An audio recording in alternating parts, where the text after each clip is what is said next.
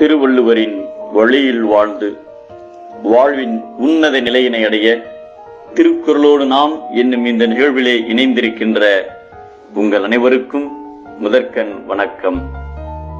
குறள் எண் 67, அதிகாரம் மக்கட்பேறு. பாடலிபுரம் என்னும் நகரை ஆட்சி செய்தவர் சுதர்சனன். நீதி நூல்கள் கற்று ஆட்சி முறை நன்கு தெரிந்தவர்.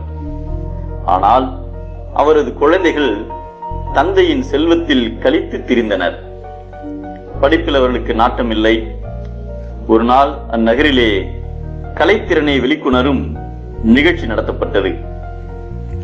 மன்னரின் குழந்தைகள் அம்மேடையில் ஏறுவதற்கே தயங்கினர். விலையுயர்ந்த ஆடை அணிகலன்கள் அவர்கள் அணிந்திருந்தாலும் கலைத்திறமை கொண்ட குழந்தைகள் மத்தியில் அரசரின் குழந்தைகளை ஒரு பொருட்டாகவே யாரும் மதிக்கவில்லை. இளம் வயதில் எக்குடும்பத்தில் குழந்தைகளின் மீது தேவையற்ற செல்வமும் கூடுகிறதோ அக்குழந்தைகள் படிப்பில் நாட்டம் செலுத்துவதில்லை. கல்லாத பிள்ளைகள் கொல்லாத சல்லைகள் என்ற பழமொழியை உணர்ந்து சுதர்சனர் தனது நாட்டிலே கல்வியில் தேர்ச்சி பெற்று இருந்த சோமசர்மா என்பவரை அவர்களுக்கு குருவாக்கினார்.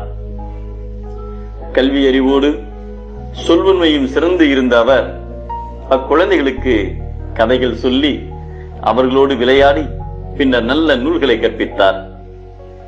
செல்வத்தின் சுவையை அனுபவித்த குழந்தைகள் தற்போது கல்வியின் சுவையை அனுபவிக்கவே அவர்கள் சிறந்த கல்விமான்களாக உருவாகினார்கள்.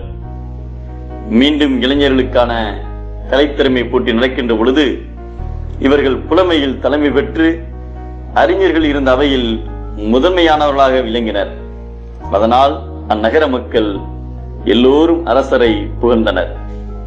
தன் குழந்தைகளுக்கு பெற்றோர் செய்யும் நன்மை நல்ல அறிவாளிகள் கூடிய அவையில் தலைமையாய் இருக்க செய்வதுதான் என்பதை தந்தை மகற்கு ஆற்றும் நன்றி அவையத்து முந்தி இருப்ப செயல் என்கிறார் நம் திருவள்ளுவர்.